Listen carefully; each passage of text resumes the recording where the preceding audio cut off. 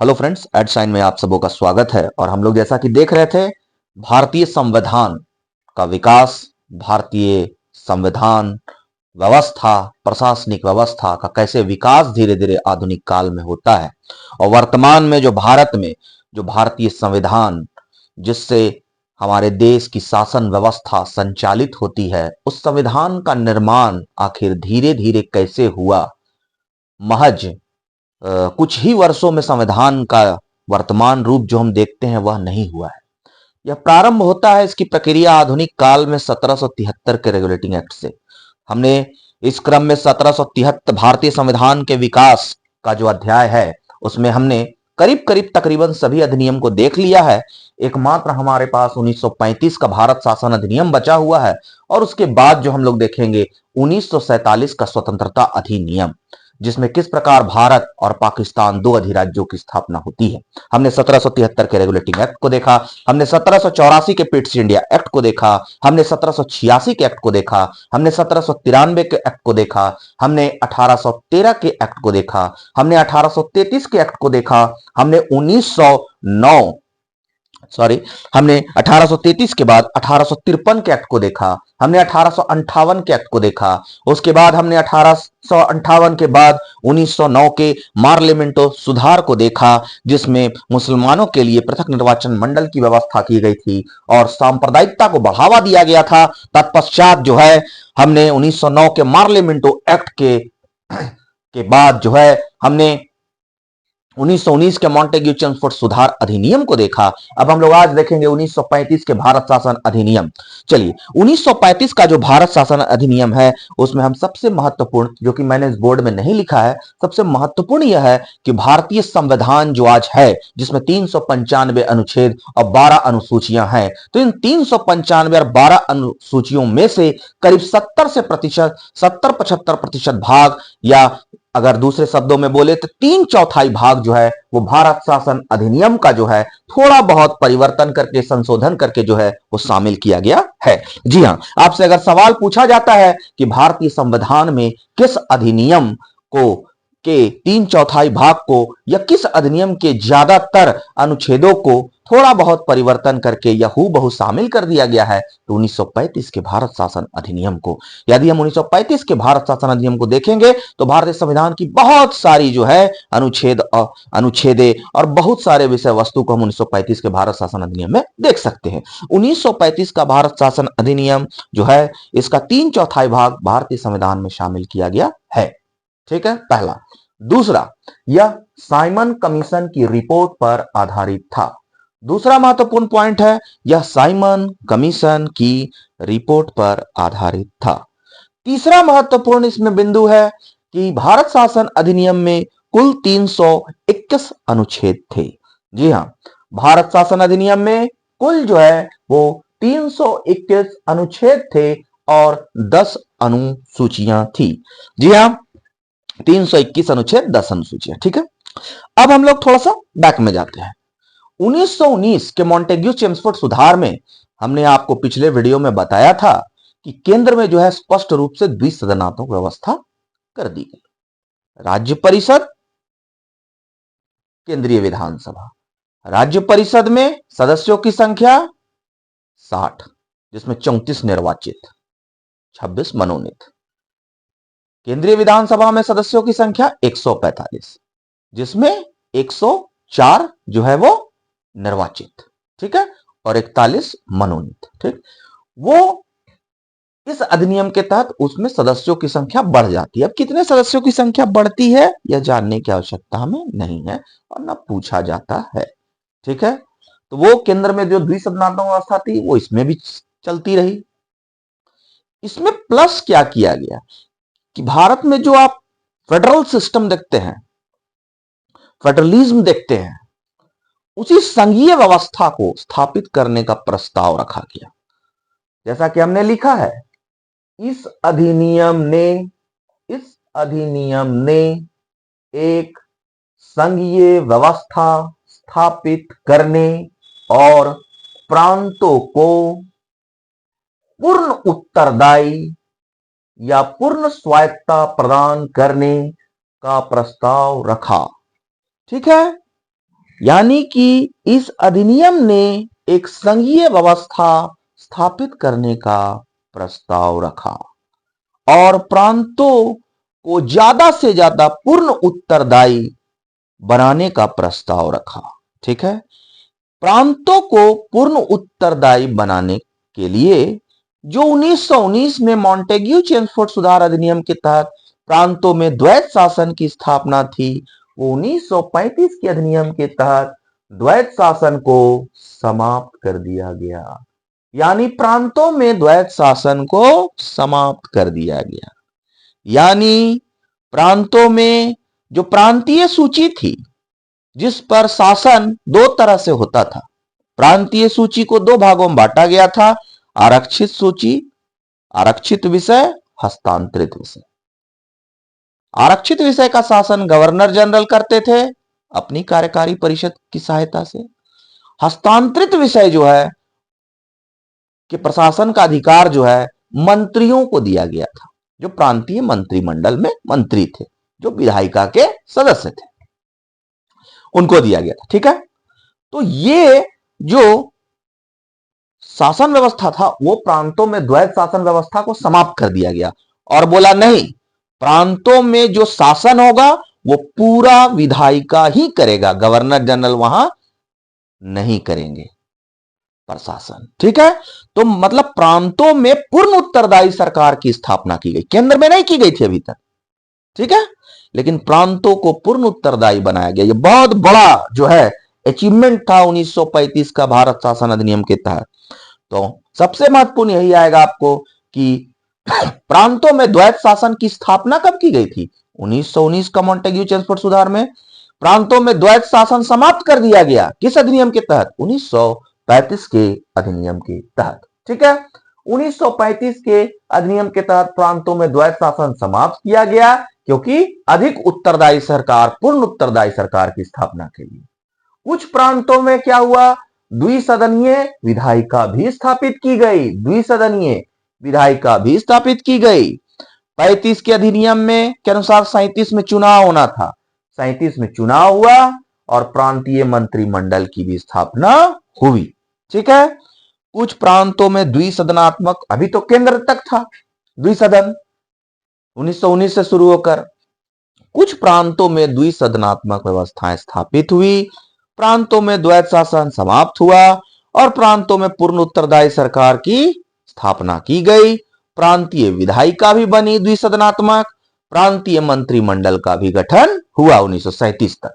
ठीक, एक संघीय व्यवस्था, हमने पहले ही कहा कि इस अधिनियम ने एक संघीय व्यवस्था स्थापित करने का प्रस्ताव रखा था। तो संघीय व्यवस्था स्थापित करने के लिए सबसे महत्वपूर्ण क्या है? एक अखिल भारतीय संघ की स्थापना का प्रस्ताव।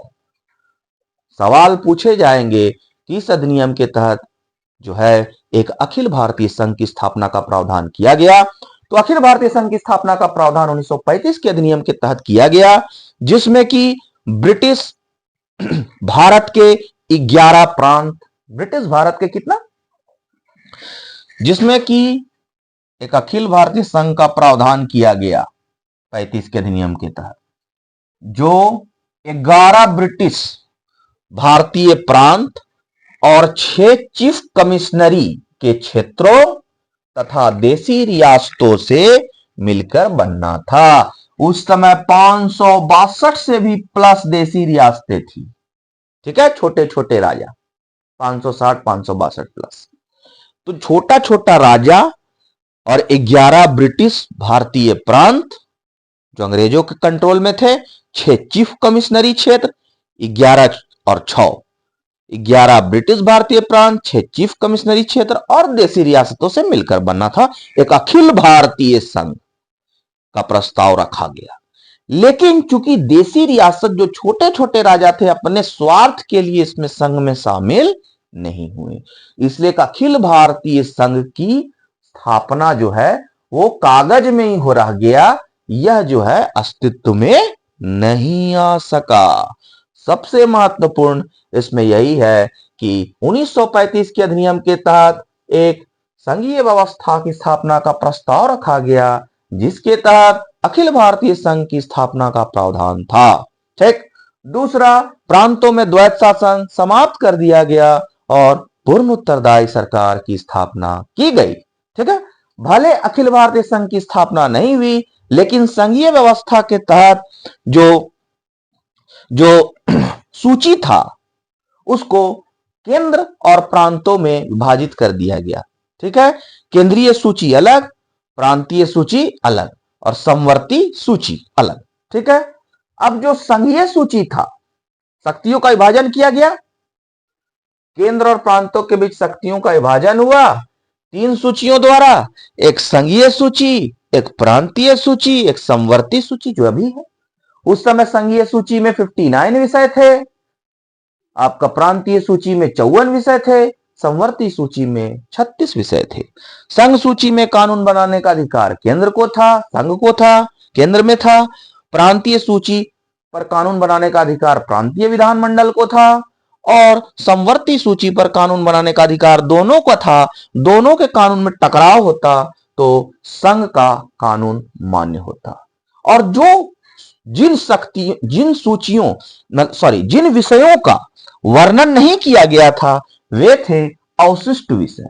अवशिष्ट विषय पर प्रशासन करने या कानून बनाने का अधिकार वायसराय में निहित कर दिया गया। ठीक है। तो 1935 का भारत शासन अधिनियम, एक अखिल भारतीय संघ की स्थापना, ठीक, प्रांतों में द्वैत शासन की समाप्ति, ठीक। तीसरा, शक्तियों का विभाजन, संघ सूची, प्रांतीय सूची, समवर्ती सूची। ठीक है। अब सबसे महत्वपूर्ण पॉइंट है एक संघीय न्यायालय की स्थापना का प्रावधान, जिसको आज के दिल्ली के सुप्रीम कोर्ट का अग्रदूत मान सकते हैं। ठीक है। संघीय न्यायालय की स्थापना का प्रावधान किया गया। अब इस संघीय न्यायालय की स्थापना के तहत क्या किया गया? एक संघीय न्यायालय की स्थापना की गई। याद कीजिए 73 के रेगुलेटिंग एक्ट के तहत कलकत्ता में सुप्रीम कोर्ट की स्थापना की गई थी, जिसमें एक मुख्य न्यायाधीश थे और 3 अन्य न्यायाधीश। एक मुख्य न्यायाधीश एलिजा हिम्पे थे और थे कौन?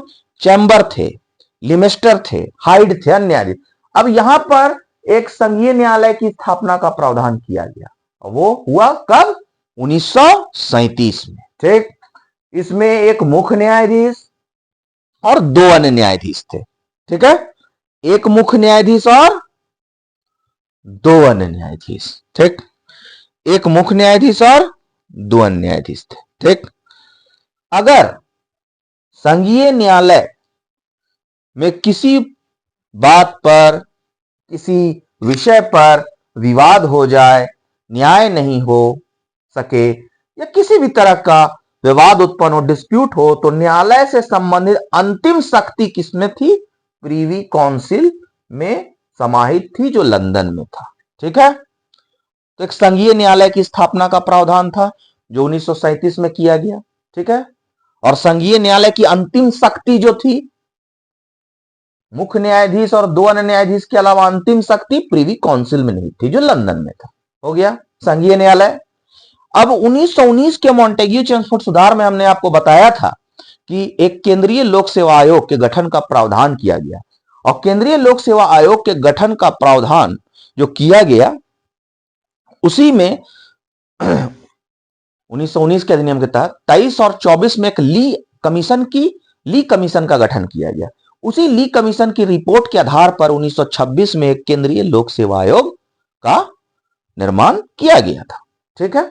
26 में 1935 के शासन अधिनियम में स्पष्ट रूप से प्रावधान किया गया, एक वही केंद्रीय लोक सेवा आयोग का नाम संघ लोक सेवा आयोग किया गया, जो वर्तमान में है यूपीएससी। ठीक है। साथ साथ यूपीएससी के प्रावधान के साथ राज्य लोक सेवा आयोग, 2 राज्यों का से अधिक के लिए संयुक्त लोक सेवा आयोग जो भी है, तो संघ लोक सेवा आयोग, राज्य लोक सेवा आयोग और ज्वाइंट पीएससी, संयुक्त लोक सेवा आयोग का इसमें प्रावधान किया गया। तो इसमें एक अखिल भारतीय संघ की स्थापना का प्रावधान था, प्रांतों में द्वैत शासन समाप्त कर दिया गया, पूर्ण उत्तरदायी सरकार की स्थापना की गई। ठीक है। उसके बाद क्या किया गया? शक्ति का विभाजन किया गया। ठीक है। संघीय शक्ति और परिसंघीय तीन सूचियों के माध्यम से शक्ति का बंटवारा किया गया। कौन सा? तो संघीय सूची, तो प्रांतीय सूची, समवर्ती सूची, अवशिष्ट शक्तियां। ठीक, पहला ये हो गया। उसके बाद जो है वो संघीय न्यायालय की स्थापना का प्रावधान किया गया। लोक सेवा, संघ लोक सेवा आयोग, राज्य लोक सेवा आयोग और संयुक्त लोक सेवा आयोग का प्रावधान किया गया। अब प्रांतों में तो द्वैत शासन समाप्त हो गया 1935 के अधिनियम के तहत, लेकिन केंद्र में द्वैत शासन स्थापित कर दिया गया। यानी जो संघीय सूची की हम बात कर रहे हैं, जो देखिए जो संघीय सूची की बात कर रहे हैं, तो इस संघीय सूची में जो कितने विषय हैं, 59 विषय हैं। इस 59 विषय को में से कुछ विषय को आरक्षित कर दिया गया, यानी उस पर प्रशासन वायसराय करेगा अपनी कार्यकारिणी परिषद की सहायता से, और हस्तांतरित विषय कुछ जो है उसको हस्तांतरित विषय में कन्वर्ट कर दिया। कुछ विषयों को, जिसमें हस्तांतरित विषयों पर प्रशासन जो है वो केंद्रीय विधायिका करेगी। ठीक है, तो प्रांतों में द्वैत शासन की समाप्ति, लेकिन केंद्र में द्वैत शासन की स्थापना।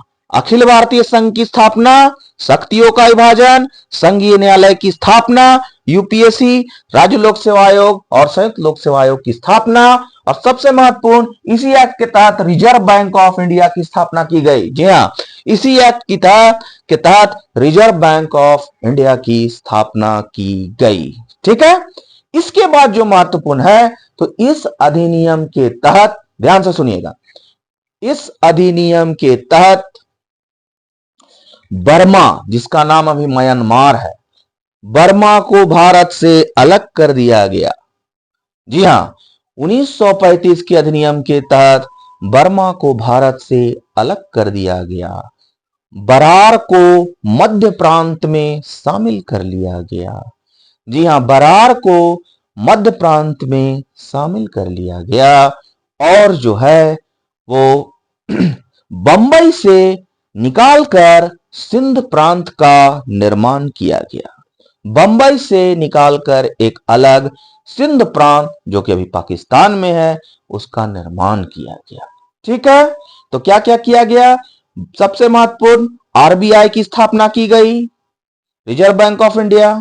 बर्मा को भारत से अलग कर दिया गया, बरार को मध्य प्रांत में शामिल किया गया, एक नए सिंध प्रांत का निर्माण किया गया, बंबई से सिंध प्रांत का निर्माण किया गया।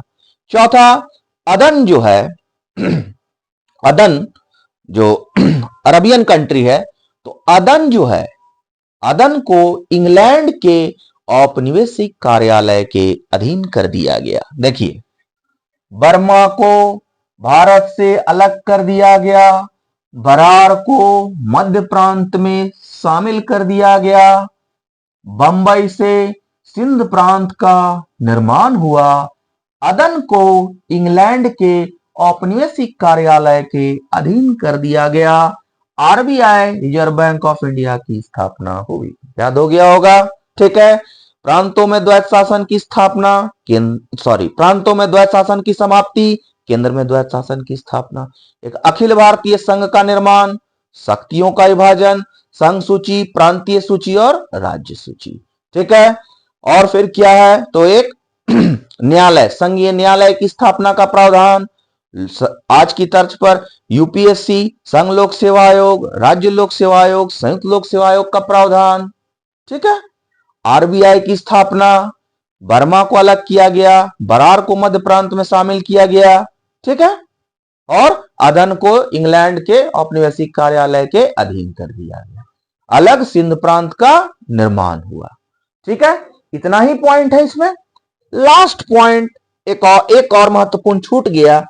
भारत सचिव का जो भारत परिषद था, भारत परिषद जो 1858 के एक्ट के तहत लाया गया था, याद रखिएगा, 1858 के एक्ट के तहत भारत सचिव का भारत परिषद जो है उसको लाया गया था। तो भारत परिषद जो 15 सदस्यीय थी, ठीक है, 1857 के विद्रोह के बाद 1858 का एक्ट आया था, उसमें भारत परिषद को लाया गया था 15 सदस्यीय। तो और यह भारत परिषद लाया गया था भारत सचिव को सहयोग करने के लिए, भारत सचिव या भारत मंत्री को, भारत सचिव जो ब्रिटिश मंत्रिमंडल का एक सदस्य होता था, भारत सचिव, वो वहीं से जो है वो भारत को कंट्रोल करता था, शासन करता था।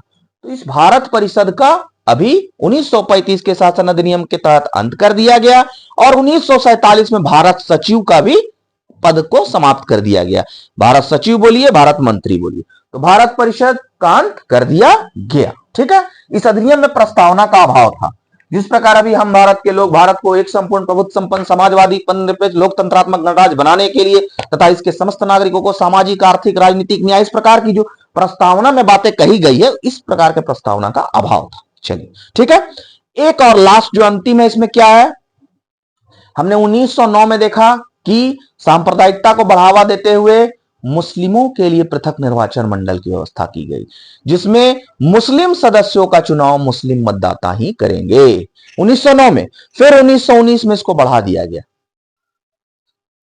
पृथक निर्वाचन मंडल का विस्तार किया गया।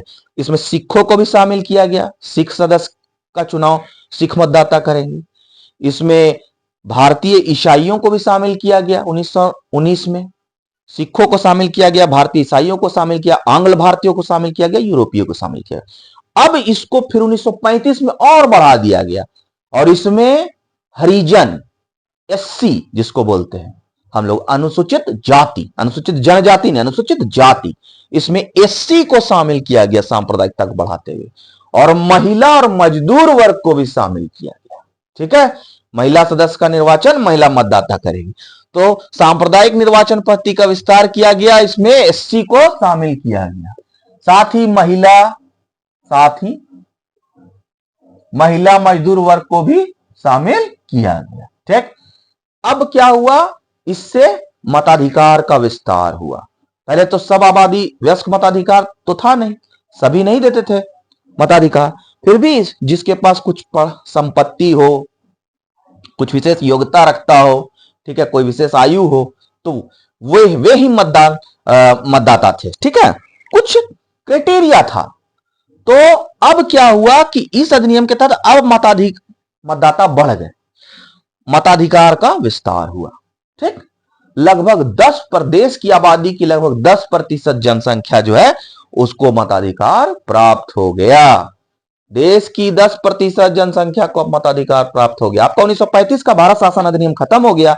आप एक स्क्रीनशॉट फटाफट ले लीजिए, फिर हम लोग तुरंत 1947 का भारतीय स्वतंत्रता अधिनियम देखेंगे।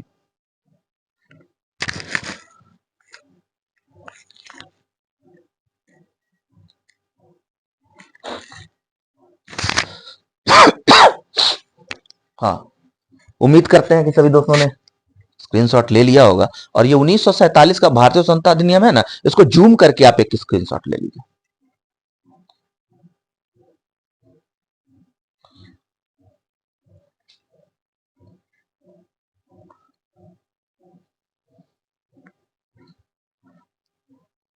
चलिए,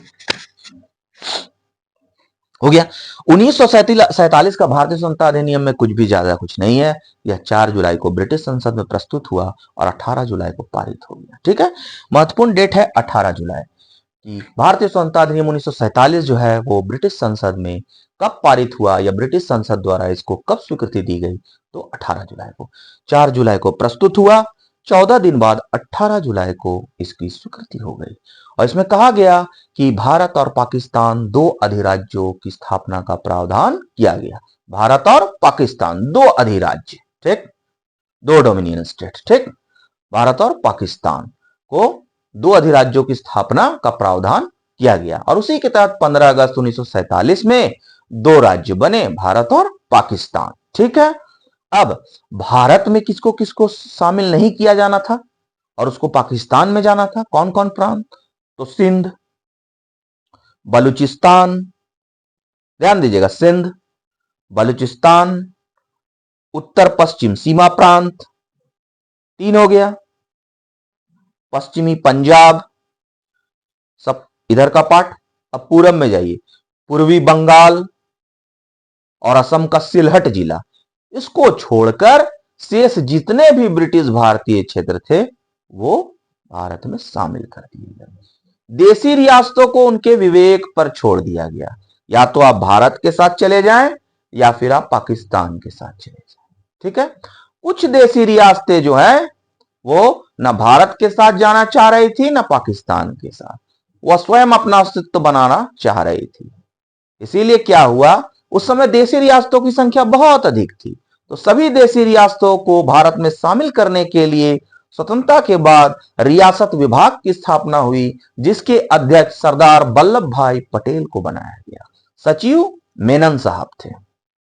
ठीक है, तो वल्लभ भाई पटेल और मेनन साहब ने जो है तूफानी दौरा किया और युद्ध स्तर पर सभी देशी रियासतों को भारत जो है, भारत जो राज्य है, भारत जो राष्ट्र है, उसमें शामिल किया। ठीक है, इसमें से कुछ राज्य जो है शामिल नहीं होना चाह रहे थे, जिसमें जम्मू कश्मीर का राजा हरि सिंह था, जूनागढ़ का नवाब था और हैदराबाद का था। तो जब हरि सिंह जो है पर पाकिस्तान से कबीलाई लोग जो अटैक किए, तब मजबूरन वो भारत में विलय पत्र पर हस्ताक्षर करके शामिल हो गया, कश्मीर शामिल हो गया। यहां जूनागढ़ का नवाब जो है वो पाकिस्तान में जाना चाहता था, लेकिन वहां की 91% जनसंख्या जो है भारत के पक्ष में जनमत संग्रह किया, वहां जनमत संग्रह हुआ और 91% जनसंख्या जो है भारत के पक्ष में अपना मतदान दिया।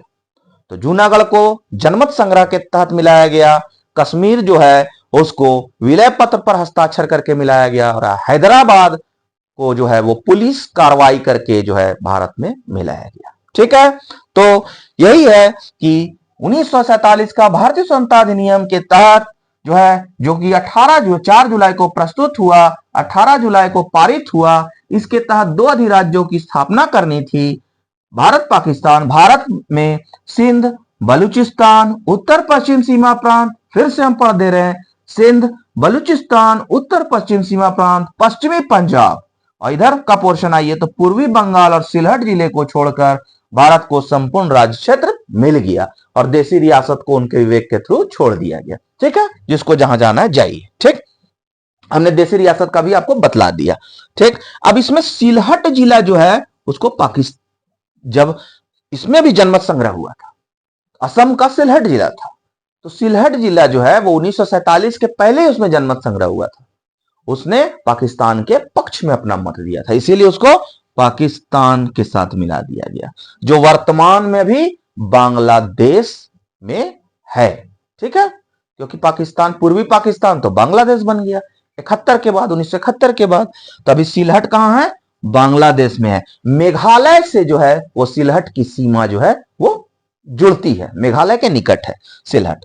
ठीक है, अब इतना कंप्लीट हो गया कि 2 अधिराज्यों की स्थापना भारत पाकिस्तान होनी थी। ठीक, अब सवाल था कि सत्ता किसको सौंपा जाएगा, कोई सरकार तो है नहीं चुनी हुई, सत्ता किसको सौंपा जाएगा। तो 1946 में कैबिनेट मिशन आया था, 47 के पहले 1946 में कैबिनेट मिशन जो था, उसकी योजना के अनुसार जो है संविधान सभा का गठन किया जाना था। ठीक है, तो दोनों राज्यों में संविधान सभा का गठन हुआ, पाकिस्तान में भी संविधान सभा का गठन हुआ और भारत में भी संविधान सभा का गठन हुआ। तो 1947 के अधिनियम में जो कहा गया कि जो है दोनों राज्यों में सत्ता जो है संविधान सभा को सौंपी जाएगी।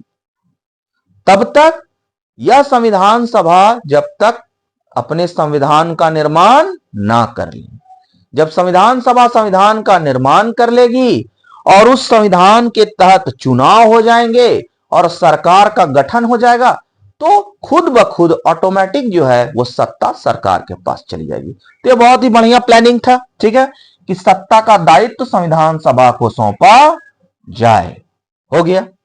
अब वायसराय गवर्नर जनरल चल रहा था पोस्ट। अब बोला गया इसमें क्या अधिनियम है कि ब्रिटिश सम्राट जो है वो भारत के विधायिका के अधीन दोनों और पाकिस्तान के विधायिका के अधीन दोनों स्टेट में, दोनों देशों में एक एक गवर्नर जनरल की नियुक्ति करेंगे ब्रिटिश सम्राट। तो इसमें यह भी प्रोविजन था कि दोनों राज्यों में एक एक गवर्नर जनरल की नियुक्ति की जानी थी। नियुक्ति कौन करेगा, ब्रिटिश सम्राट करेगा, लेकिन ऐसे नहीं कर देगा किसी को भी, ये नए डोमिनियन के विधायिका के कानून के अधीन करेगा, मतलब विधानमंडल के कानून के अधीन करेगा। जैसा विधायिका बोलेगी उसी को गवर्नर जनरल नियुक्त करेगा। जैसा कि हम लोग जानते हैं भारत का अंतिम अंग्रेज गवर्नर जनरल कौन था, तो लॉर्ड लुई माउंटबेटन। जब स्वतंत्र हुआ तो लॉर्ड लुई माउंटबेटन छोड़ दिए, तब कौन बना अंतिम गवर्नर जनरल, जो कि भारतीय थे, चक्रवर्ती राजगोपालाचारी। तो वही दोनों राज्यों में एक एक सत्ता तो संविधान सभा को सौंपनी थी, दोनों राज्यों में एक एक गवर्नर जनरल का नियुक्ति करना था। ठीक है। 1935 के अधिनियम में हमने देखा था कि भारतीय परिषद का अंत कर दिया गया। अब क्या है कि भारत सचिव जो था या भारत मंत्री बोलिए, उसका पद भी खत्म कर दिया गया। ठीक है। हमने पहले ही बता दिया देशी रियासतों को छूट था, भारत जाइए, पाकिस्तान जाइए। तो 1935 का भारत शासन अधिनियम और 1947 का भारतीय स्वतंत्रता अधिनियम जो 18 जुलाई को स्वीकृत हुआ और जिसके तहत भारत को और पाकिस्तान दोनों को 15 अगस्त 1947 को जो है वो स्वतंत्रता मिली, ये दोनों आपका अधिनियम खत्म हो गया है। और इस अधिनियम के तहत जो है भारतीय संवैधानिक विकास का जो एक बड़ा अध्याय था, जो कि पॉलिटिकल साइंस के लिए भी उपयोगी है, हिस्ट्री के लिए भी उतना ही उपयोगी है, और जितने भी कॉम्पिटिटिव एग्जाम्स हैं उसमें सब में ये सवाल पूछे जाते हैं। पूरे भारतवर्ष के किसी भी कंपटीशन में एग्जाम पूछा जाता है, यूपीएससी हो, जेपीएससी हो, बीपीएससी हो, कोई भी स्टेट कमीशन हो, कोई ग्रेजुएट लेवल हो, कोई एसएससी का एग्जाम हो, कोई भी एग्जाम हो, उसमें एसआई का एग्जाम हो, सब में पूछा जाता है। बहुत महत्वपूर्ण है और बहुत ही आसान तरीके से मैंने 5 से 6 वीडियो में इसे आपको आपके समक्ष रखने का प्रयास किया है। और यकीन मानिए इससे आप इसी को केवल पढ़ जाइएगा, इससे ज्यादा जो है प्रश्न नहीं पूछे जाते हैं एग्जाम में। अब एक दो एग्जाम में किसी में पूछा गया होगा तो वो अलग बात है, आप इतना पढ़ लीजिएगा, सफिशियंट है आपके लिए। ठीक है। नेक्स्ट जो क्लासेस हमारे होंगे वो अब हम लोग चलेंगे भारतीय संविधान में संविधान सभा का गठन किस प्रकार होता है, संविधान सभा किस प्रकार से 2 वर्ष 11 महीना 18 दिन में एक संविधान का निर्माण करती है, और संविधान का निर्माण में किन किन विदेशी स्रोतों का प्रयोग किया जाता है, और इस जो संविधान होता है उसमें कितने मतलब कि कितने अनुच्छेद हैं, कितने अध्याय हैं, कितने भाग हैं, कितने अनुसूची है, ये सब हम लोग देखेंगे। पूरे इंडियन कॉन्स्टिट्यूशन को हम लोग जो है वो परत द परत जो है वो इस वीडियो के माध्यम से देखेंगे। तब तक ठीक है, गुड डे, जय हिंद, जय भारत।